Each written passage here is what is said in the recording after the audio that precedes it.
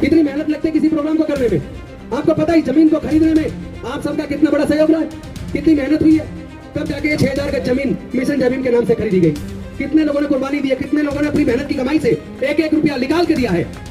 हमारे कई सारे माननीय जजेस ने भी दिया है, कई सारे ब्यूरोक्रेट्स ने भी दिया है, मजदूरों ने भी दिया, किसानों ने भी दिया, वकीलों ने भी दिया, इंजीनियर्स ने भी दिया, डॉक्टर्स ने भी दिया। तमाम लोगों ने मिलकर दिल्ली के अंदर पहला मिशन जय भीम विपස්සना एवं ध्यान साधना केंद्र खरीदा। कोई इस डब्बे में चंदा डालने वाला नहीं है, ये गलत है, दिमाग से निकाल देना। तो हमारे मिशन जय भीम के साथ ही इस डब्बे को लेकर कम से कम लोगों के बीच जाएं। और मैं आप सबसे निवेदन करता हूँ, जो भी कोई डोनेशन देने चाहे 10 रुपए, 20 रुपए, 100 रुपए, 50 रुपए, 500 रुपए, जो तुम्हारी इच्छा हो, इस डब्बे में डाल लो, डब्बे में डालो, वरना जो लिख रहा उसको दो, लेकिन इस मूवमेंट को आगे बढ़ाओ। ज्योतिबा फूले जी, सावित्रीबाई फूले जी, फातिमा शेख जी, नारायणा गुरु जी, पेरियार रामास्वामी नायकर जी, साहू जी महाराज, गाडगे महाराज, डॉक्टर बाबा साहेब अम्बेडकर जी, माता रमाबाई जी और तमाम बहुजन समाज के महापुरुषों के चरणों में कोटि कोटि नमन करते हुए आज के इस आयोजन के मुख्य अतिथि भारत के पूर्व मुख्य न्यायाधीश जस्टिस के.जी. बालाकृष्णन साहब, दिल्ली के पूर्व न्यायाधीश एवं मध्य प्रदेश हाईकोर्ट के पूर्व चीफ जस्टिस सुरेश कैद जी, मिशन जय भीम के राष्ट्रीय अध्यक्ष बीपी निगम जी, तमाम अलग अलग प्रदेशों से आए हुए अध्यक्ष और उनके साथी, दिल्ली के, हरियाणा के, यूपी के आसपास से आए हुए सभी हमारे साथी, सभी को क्रांतिकारी जय भीम। मैं सबका नाम लेने की बजाय सीधे मुद्दे पे आता हूं, लेकिन उससे पहले निवेदन करता हूं कि समाज के अंदर डिसिप्लिन नहीं होता, जनसंख्या कितनी भी हो जाए, अगर डिसिप्लिन नहीं है तो वो समाज हमेशा फेल रहेगा। और मुझे दुख है इस बात का। प्रोग्राम शुरू हुआ, लोग नाच रहे हैं, कोई यहाँ फोटो खिंचवा रहा है, कोई वहां फोटो खिंचवा रहा है। एक प्रोग्राम में डिसिप्लिन मेंटेन करना नहीं आता तुम लोग को, शर्म की बात है ये। फोटो ज्यादा महत्वपूर्ण है क्या? कितनी मेहनत लगती है किसी प्रोग्राम को करने में। आपको पता है जमीन को खरीदने में आप सबका कितना बड़ा सहयोग रहा है, कितनी मेहनत हुई है, तब जाके 6000 गज जमीन मिशन जय भीम के नाम से खरीदी गई। कितने लोगों ने कुर्बानी दी है, कितने लोगों ने अपनी मेहनत की कमाई से एक एक रुपया निकाल के दिया है। हमारे कई सारे माननीय जजेस ने भी दिया है, कई सारे ब्यूरोक्रेट्स ने भी दिया है, मजदूरों ने भी दिया, किसानों ने भी दिया, वकीलों ने भी दिया, इंजीनियर्स ने भी दिया, डॉक्टर्स ने भी दिया। तमाम लोगों ने मिलकर दिल्ली के अंदर पहला मिशन जय भीम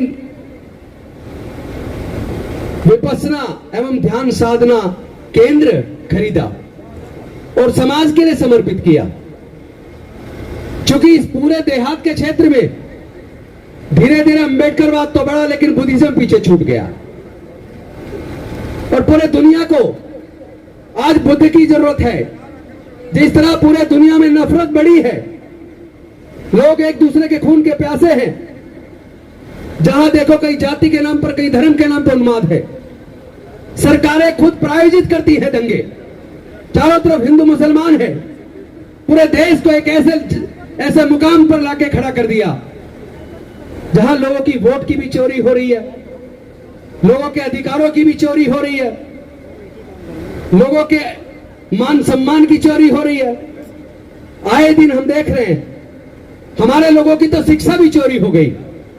ये जो मिडिल क्लास बना, जिन्होंने चंदा दिया, आप जानते हैं ये मिडिल क्लास कैसे बना? आपको पता होगा 1935 के एक्ट से पहले भारत में केवल जो इनकम टैक्स पे करते थे, जो बड़े जमींदार थे, केवल उनको वोट का अधिकार था। लेकिन 1919 में साउथ बोरो कमीशन को ज्ञापन देकर और उसके बाद 1928-29 में साइमन कमीशन को ज्ञापन देकर 1930, 31, 32 में राउंड टेबल कॉन्फ्रेंस के माध्यम से डॉक्टर बाबा साहेब अम्बेडकर जी ने अंग्रेजों को यह मानने के लिए बाध्य कर दिया कि भारत में रहने वाले सभी लोगों को समान रूप से वोट का अधिकार मिलना चाहिए, और वो हमें वोट का अधिकार मिला। लेकिन आज हम अपनी वोट की कीमत को समझते नहीं है। शराब की बोतल में 10-20 किलो अनाज में 2-4 हजार रुपए में अपनी वोट को बेच देते हैं। और अब तो पूरे चुनाव चोरी हो रहे हैं। कितने मुश्किल से मिडिल क्लास बना था, क्योंकि डॉक्टर बाबा साहेब अंबेडकर जी ने शिक्षण संस्थानों में रिजर्वेशन देकर, राजनीतिक रिजर्वेशन देकर, सरकारी नौकरियों में रिजर्वेशन देकर हमें आगे बढ़ने का रास्ता बनाया था। हमारे लोग नौकरियों में आए, फोर्थ क्लास में ज्यादा आए, उसके बाद क्लर्क बने, डॉक्टर बने, इंजीनियर बने, साइंटिस्ट बने, प्रोफेसर बने, ब्यूरोक्रेट बने। तो ये सब कुछ जो बना केवल और केवल रिजर्वेशन की वजह से बना। लेकिन फिर एक ऐसा भी दौर आया जब सरकारों ने साजिश करके फिफ्थ पे कमीशन के माध्यम से फोर्थ क्लास एम्प्लॉयमेंट को पूरी तरह आउटसोर्स करके ठेके पे दे दिया। और धीरे धीरे जो हमारे लोग सफाई कर्मचारी लग जाते थे, चपड़ासी लग जाते थे, छोटी मोटी नौकरी चौकीदार माली लग जाते थे, वो तमाम नौकरी ठेकेदारों के हाथ में सौंप दी, आउटसोर्स कर दी और हमारे लोगों का आगे बढ़ने का रास्ता बंद कर दिया। उसके बाद group A, group B, group C के अंदर भी कॉन्ट्रैक्ट पे भर्तियां शुरू कर दी। देश के तमाम राज्यों के अंदर 50% वैकेंसी खाली पड़ी है, केवल 50% है, उसमें भी आधे कॉन्ट्रैक्ट पे नौकरी कर रहे हैं। तो हमारा तो नौकरी का रास्ता भी बंद हो गया। ऊपर से ब्यूरोक्रेसी में डायरेक्ट लेटरल एंट्री लिया है, लेटरल एंट्री लाकर ज्वाइंट सेक्रेटरी और डायरेक्टर की भर्ती डायरेक्ट हो रही है। आपको मुझे यह बताते हुए गर्व महसूस हो रहा है कि 2021 के अंदर, उस वक्त मैं मंत्री था दिल्ली की सरकार में, मंत्री रहते हुए लेटरल एंट्री के खिलाफ पूरे भारत का पहला प्रदर्शन मिशन जय भीम के बैनर तले हम लोगों ने किया। पूरे देश में धम्म दीक्षा का प्रोग्राम, बाबा साहब का सपना भारत को बौद्ध में करना है, इसका प्रोग्राम बड़े पैमाने पे किसी ने कैबिनेट मिनिस्टर रहते हुए किया तो मिशन जय भीम के माध्यम से हम लोगों ने किया।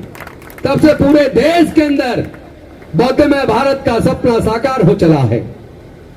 लेकिन इसी के साथ साथ आपने देखा होगा धीरे धीरे सरकारों की साजिश इतनी बढ़ी कि उन्होंने धीरे धीरे सरकारी स्कूलों को कमजोर करना और फिर बंद करना शुरू कर दिया। पिछले 15 से 20 सालों में 2 लाख से ज्यादा सरकारी स्कूल बंद हो गए। प्राइवेट स्कूल खुलते जा रहे हैं, सरकारी स्कूल बंद हो रहे हैं। प्राइवेट स्कूल में एक बच्चे को पढ़ाने का खर्चा कम से कम 8 से 10 हजार आता है। हर परिवार में 2 बच्चे हैं तो 2 बच्चों को पढ़ाने के लिए 15 से 20 हजार रुपया चाहिए।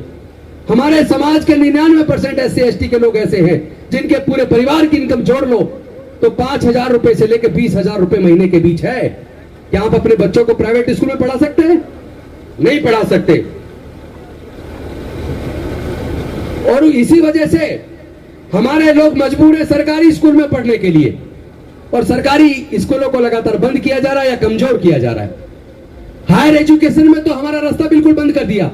मतलब आप चपड़ासी तो छोड़िए, ग्रुप A, B, C यानी A ग्रुप में भी जो नौकरी में हमारा आदमी है वो अपने बच्चों की हायर एजुकेशन का खर्चा नहीं उठा सकता। मैंने कल ही प्रेस कॉन्फ्रेंस की थी, अगर आपको याद हो, कुछ लोगों ने सुना हो, तो ऐसे रेपुटेटेड जो प्रीमियर प्राइवेट एजुकेशनल इंस्टीट्यूशन है, सिंपल BA का खर्चा 60 लाख, 6 लाख की डिग्री, 6 साल की डिग्री 60 लाख रुपया, सिंपल BA 60 लाख रुपए। मैं पूछना चाहता हूं क्या हमारे क्लास 1 ऑफिसर अपने बच्चे की, एक बच्चे की डिग्री कराने पे 60 लाख खर्च कर सकते हैं क्या? NLU से लॉ की डिग्री, 5 साल की डिग्री, 1 साल का खर्चा कम से कम 5 लाख, 25 से 30 लाख चाहिए, और वो भी एडमिशन से पहले कोचिंग के लिए 2-3 लाख 4 लाख चाहिए। क्या हमारे लोग कर सकते हैं? यानी कि आपके नौकरी के रास्ते भी बंद, आपके पढ़ाई के रास्ते भी बंद। तो ये जो मिडिल क्लास बना था, जिसने चंदे देकर बामसेप के माध्यम से, तमाम माध्यम से हमारे लोगों की अनेकों संस्थाएं बनाई, हमारे लोगों के अंबेडकर भवन बने, रविदास भवन बने, बौद्ध मंदिर बने, और आज ये विपश्यना सेंटर आपके सामने है। लेकिन जब इसकी बिल्डिंग बनेगी, सोचिए क्या हमारा मिडिल क्लास बचेगा जो चंदा दे के बिल्डिंग बना पाए? किस हालत में सरकारों ने हमारे समाज को पहुंचा दिया है। SC/ST के लोगों के लिए, उनके बच्चों के भविष्य के लिए खतरा पैदा हो गया है। इस खतरे से हमें मिल के लड़ना है, एकजुट होकर लड़ना है। लेकिन इसका तरीका एक है, सरकारें खुद साजिश के तहत संविधान को कमजोर करने में लगी है, देश को कमजोर करने में लगी है। क्योंकि देश को, जब देश के अंदर धर्म के नाम पे नफरत बढ़ेगी, जाति के नाम पे नफरत बढ़ेगी, तो देश कमजोर होगा। और ये देश कमजोर साजिश की तरह इसलिए की जा रहा है क्योंकि जो लोग मनुस्मृति से प्यार करते हैं, जो लोग बाबा साहब के संविधान को खत्म करके मनुस्मृति को लागू करना चाहते हैं। ये किसी की गाड़ी बलेनो है 8623 और उसकी वजह से जाम लग रहा है, प्लीज जाकर अपनी गाड़ी को साइड में कीजिए, 8623 बलेनो। तो मैं अपने अंतिम चरण में अपने भाषण कह चुकी, मैं यहाँ कोई लंबा भाषण देने नहीं आया हूं। मैं सिर्फ ये बताने आया हूं, आपने जगह जगह एक धम्म रथ घूमते हुए देखा होगा। वो धम्मरथ भी मिशन जय भीम ने बौद्ध धम्म के प्रचार प्रसार के लिए बनाया। मिशन जय भीम के माध्यम से ईवीएम के खिलाफ बैलेट पेपर वापस लाने का आंदोलन भी मिशन जय भीम के माध्यम से बहुत बड़ा आंदोलन हुआ।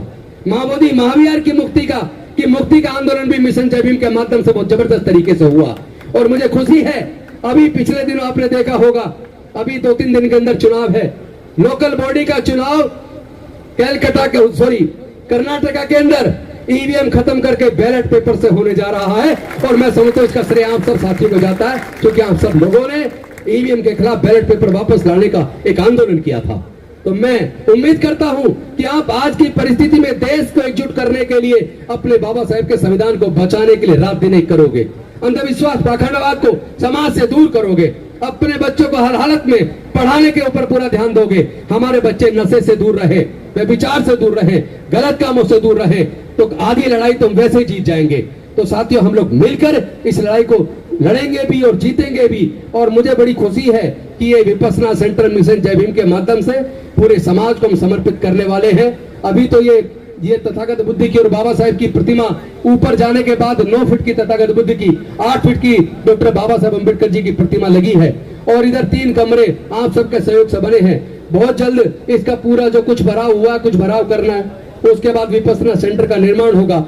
और मैं निवेदन करता हूं, यहाँ का कोई इस डब्बे में चंदा डालने वाला नहीं है, ये गलतफहमी दिमाग से निकाल देना। तो हमारे मिशन जय भीम के साथ ही इस डब्बे को लेकर कम से कम लोगों के बीच जाएं। और मैं आप सबसे निवेदन करता हूं, जो भी कोई डोनेशन देने चाहे, 10 रुपए, 20 रुपए, 100 रुपए, 50 रुपए, 500 रुपए, जो तुम्हारी इच्छा हो, इस डब्बे में डालना हो डब्बे में डालो, वरना जो लिख रहा हो उसको दो। लेकिन इस मूवमेंट को आगे बढ़ाओ, किसी भी सूरत में यह मूवमेंट बढ़ना चाहिए। ये मूवमेंट भारत को बौद्धमय बनाने का मूवमेंट, भारत के संविधान को बचाने का मूवमेंट, भारत के लोगों की अस्मिता को बचाने का मूवमेंट, और भारत के हमारे बच्चे दोबारा से गुलाम ना हो जाए, उन्हें गुलामी से बचाने का मूवमेंट हम मजबूती के साथ आगे बढ़ाएंगे। इन्हीं शब्दों के साथ आप सबको मिशन जय भीम के स्थापना दिवस की बहुत बहुत शुभकामनाएं और बधाई। और मैं उम्मीद करता हूं धीरे धीरे इस पूरे क्षेत्र में बौद्धमय समाज का निर्माण होगा और हम लोग देश को मजबूत करने में और देश के संविधान को मजबूत करने में अपनी भूमिका निभाएंगे। बहुत बहुत धन्यवाद। नमो बुद्धाय। जय भीम, जय भारत, जय संविधान, जोहार।